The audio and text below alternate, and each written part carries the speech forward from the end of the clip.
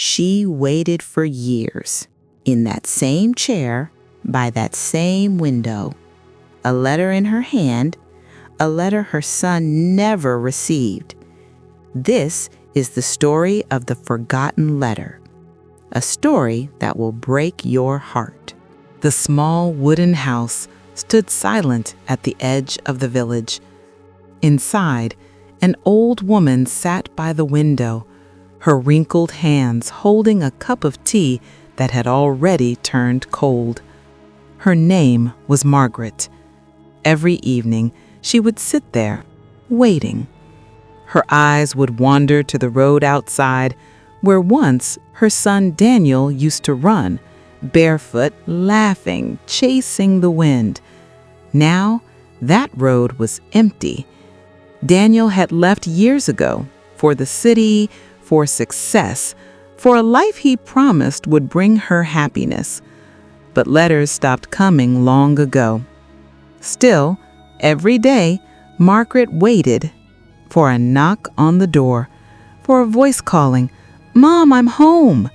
But all she heard was the ticking of the old clock on the wall, each tick a reminder of how long she had waited. In the busy city, Daniel was a different man. He wore expensive suits, drove a sleek car, and lived in a glass apartment overlooking the skyline. He had everything he once dreamed of, except peace.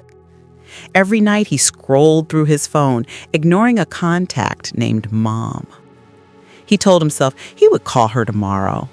Tomorrow always came, but the call never did.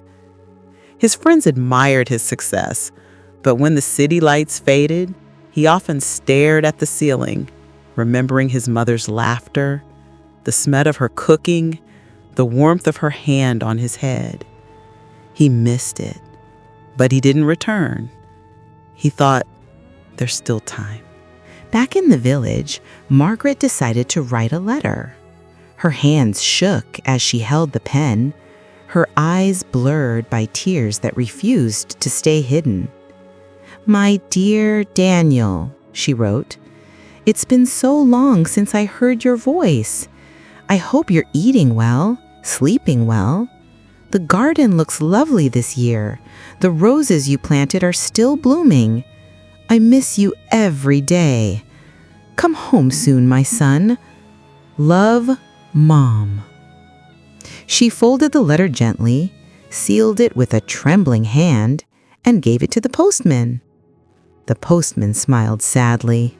He knew Daniel never replied. The letter traveled miles across towns, passing through hands, offices, and machines.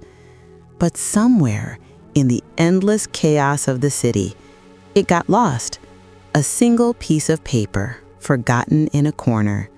Days passed, weeks, months. Margaret waited. Each day she'd ask the postman, "Anything for me today?" He'd lower his eyes and shake his head.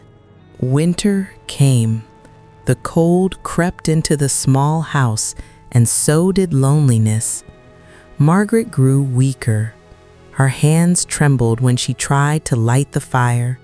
Her eyes searched for Daniel's face in every dream. She whispered his name before sleep, hoping somehow she'd hear it. But silence was her only answer. One evening, Daniel found himself walking home from work, his mind heavy, heart tired.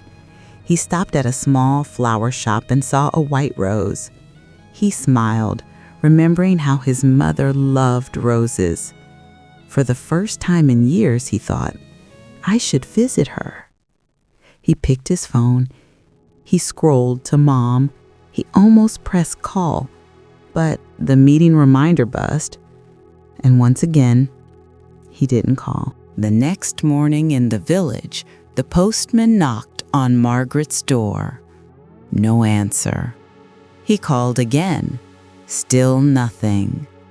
When the neighbors came, they found Margaret in her chair, the morning light falling on her face. She looked peaceful. In her lap lay an old photograph of her son and an unopened envelope, the one she had written to him, still marked "Return to Sender." Days later, Daniel got a call. A voice said, "Mr. Daniel, we're sorry. It's about your mother." The world went silent. He dropped his phone, his knees weak, his heart pounding. He booked the next flight home, but when he reached, the house was quiet. The same chair, the same window, but no one waiting there anymore. On the table, Daniel found the old letter. He opened it with trembling hands. Tears blurred his vision as he read each word. He pressed the paper to his chest and cried, the kind of cry that comes from years of silence and regret. He whispered, "I'm sorry, Mom. I should have come sooner." Daniel buried the letter beside her grave. He planted a white rose next to it, the same kind she loved. Every year after that, he returned to that house, to that chair, and whispered, "Mom, I'm home." Don't wait to tell someone you love them, because sometimes love arrives too late.